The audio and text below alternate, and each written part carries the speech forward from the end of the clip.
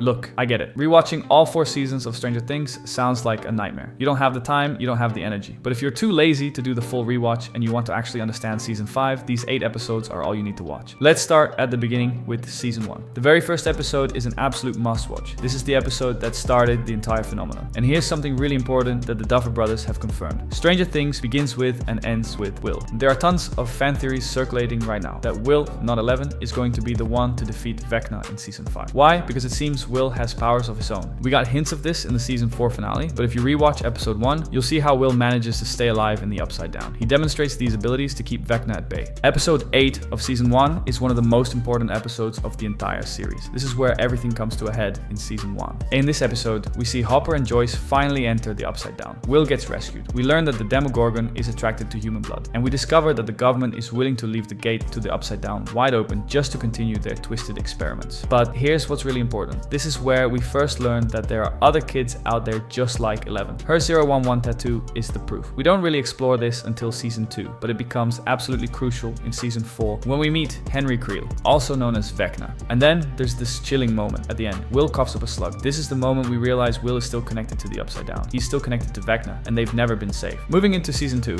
things get weird. Episode 4 is where we learn that Will is basically possessed by something from the Upside Down. He unconsciously draws this shadowy monster, and when Joyce asks him what it is, his response is haunting. He describes it as more of a feeling than an actual being. And this is key to understanding those Will defeating Vecna theories. He starts having visions, these now memories that aren't even his own. They're growing and spreading, just like the tendrils of the Upside Down. This is when we first encounter the Mind Flayer, a creature somehow even worse than the Demogorgon. In this episode, we also return to Hawkins' lab, where we learn something terrifying. The gate to the Upside Down cannot be closed. No matter what they try, it's permanent. Moving on to season 2, episode 8. This episode made a lot of us cry, which is when Bob dies. This is also where the Mind Flayer uses Will to control the Demodogs and literally turns him into a weapon against his own friends. While Will is deep in his possession, the gang communicates with him through Morse code, and he types out something chilling. Close gate. This episode also reminds us just how powerful 11 truly is. She tears through those Demodogs like it's nothing. Something I think we all kind of forgot about by season 4. Season 3 is where things escalate dramatically. Episode 4 is genuinely one of the creepiest in the entire series. It has major invasion of the Body Snatchers vibes. But more importantly, it shows us what the Mind Flayer and the creatures of the Upside Down are truly capable of. They can possess an entire town. They can make people kill each other. Here's the fascinating part. Now that we know Vecna has been orchestrating everything all along, you can watch this episode with fresh eyes and realize all of this has been Vecna's plan. He's been watching the entire time. It's a completely different experience on a rewatch. Moving on to episode 8 of the season, where a lot happens. This is where everything gets messy from here on out. Billy, finally freed from the Mind Flayer's possession, sacrifices himself to save Mike, 11, and Max. That moment sets up one of the most pivotal episodes of the entire series. Max experiences a near-fatal encounter with Vecna, which becomes incredibly relevant later. Joyce believes Hopper is dead and moves Will and 11 to California, completely separating the group. And then there's that post-credits scene. In a Russian prison, inmates are being fed to an actual Demogorgon. It's a reminder that the threat is bigger than just Hawkins. It's worldwide. Next is season 4, episode 4. This is where we see the true scope of Vecna's powers. It's also where we see that the kids aren't completely powerless against him. There are ways to fight back. Nancy and Robin visit Victor Creel in prison. He's blind, but he can still see the horror of what happened at the Creel house. He begins humming Dream a Little Dream of Me, which becomes the key to saving Max from Vecna. When Vecna captures Max, Lucas and Dustin play Kate Bush's Running Up That Hill to bring her back. But here's the connection. Way back in season 1, when Will was alone and terrified in the Upside Down, he hummed a song to himself, and it kept the monsters at bay. This more or less confirms that Vecna has been there since the very beginning. He chose Will first. He's been orchestrating everything. Finally, episode 7. This is one of the most important episodes of the entire series, because it answers a question we've been asking since season 1. Did 11 actually kill all those kids in the lab? The answer?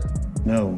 While being experimented on, 11 met Juan, an orderly who manipulated her into helping him escape by killing all the guards and the other children. When 11 realized what she'd done, she opened an interdimensional gate and threw him inside. That's when we learn. Juan is Henry Creel, the same Henry who committed the Creel house murders, not his father Victor. Henry faked his death and Dr. Brenner brought him to the lab. And while trapped in that interdimensional hellscape, Henry slowly morphed into Vecna. It means that Will's kidnapping, the entire war with the Upside Down, everything that's happened across 4 seasons, it's technically 11's fault. She created Vecna, and now Vecna is the strongest he's ever been. 11 has finally met her match. So, there you have it, 8 essential Stranger Things episodes you need to rewatch before season 5 drops. Please like and subscribe if you found this helpful, or a Demogorgon will eat you while you are asleep.